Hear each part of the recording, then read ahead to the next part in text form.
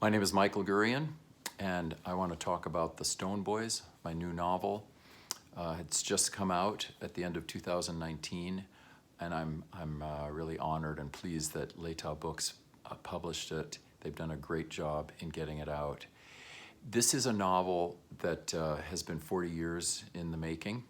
It started when a plot came to me when I was 18, and just after I had disclosed to my own parents that I had been sexually abused. I had been abused at 10 over a 6-month period by a psychiatrist, and I had gone to the psychiatrist. My family had taken me there because I was acting out. The psychiatrist put me on Ritalin. I was having issues in school. I was one of those boys that some of you may have seen me write about in Saving Our Sons or The Wonder of Boys. In my other work in nonfiction, I was that struggling boy, and so I was taken to the psychiatrist, and unfortunately the psychiatrist was a predator and abused me and molested me. It took me 8 years to disclose that, and I feel actually, that sounds like a lot of time, but I feel good about that because it takes many people, they'd never disclose it their whole lives. So I'm glad that happened. For whatever reasons I was able to do that. And when I told my parents about it soon after that, this plot came to me, and I wanted to write this novel. Over the last 40 years, my career has actually gone in other directions. A lot of nonfiction, psychology, education, other work. Always a profound sense of pain over what's happening to boys. And so a lot of my books are informed by that, a lot of my work. And the Gurian Institute's work is informed by trying to help people raise boys. And sexual abuse and trauma and bullying trauma, these things are always in the forefront of that, trying to help with that. And this novel tells a story about that. And these two boys meet. They meet in Colorado. Ben lives in New York, but comes out to Colorado to be with his dad. His parents are divorced, and he meets Dave.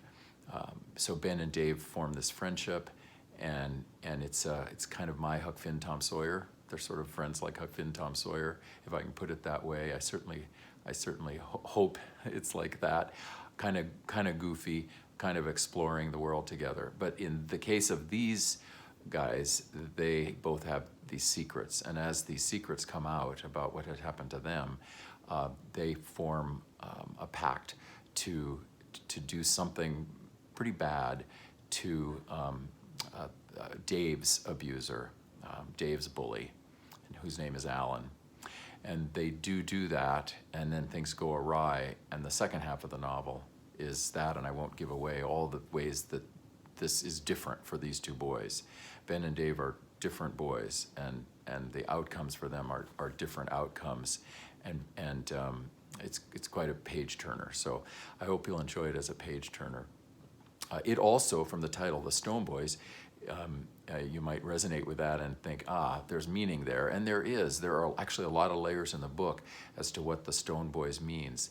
And one obvious layer is that boys have to turn themselves to stone, or turn their hearts to stone to some extent, to survive and even to thrive through trauma, through bullying, through abuse. They have to do that. And to some extent, it's important for every human being to be resilient and to do that. It's not an either or, you know. It's I've survived and thrived to some extent because I was able to compartmentalize. But on the other hand, it's not a good course, and it can lead to some of the things it leads to in this book, some of the plot elements, things that happen, which are quite dangerous and difficult. And so part of the reason I wrote the novel, if I could have a psychological reason, a philosophical reason, would be to try to help boys open up, and to try to help communities, families, schools. I'm hoping schools will use it as a school-wide read in the same way that they've done Laurie Halse Anderson's Speak, for instance, which is about a girl who has been raped. My hope is that they'll have the courage to do that and to use this book in that way in schools, so that communities can open up conversations about what this is like. and why it's so hard for boys to open up on these things, and on any trauma, any tragedy. Sexual abuse is just one form of trauma. There are many forms of trauma. So I hope it can be used that way, and I hope some of the reviewers who have reviewed it have been positive, which I'm very thankful for, and that's part of what they're looking at is using it in that way to open up that kind of conversation. It's an important conversation because abuse trauma itself is difficult for anyone, female, male, anyone on the gender spectrum. It's difficult. At the same time, for boys, there are a couple differences that make it doubly shameful for them and doubly hard for them to open up their hearts and their souls to others. One of those is that generally when when a girl is raped or abused, she does not experience pleasure, biological pleasure, generally doesn't orgasm. When a boy is abused, most of the time there's some pleasure involved, because part of what the predator does with power is control the sexuality of the boy, and some of that is the predator gets pleasure but also controls the way the boy gets it, and ultimately controls how the boy gets it and the pace of it. But the boy gets it, and he generally will ejaculate, and that's very confusing.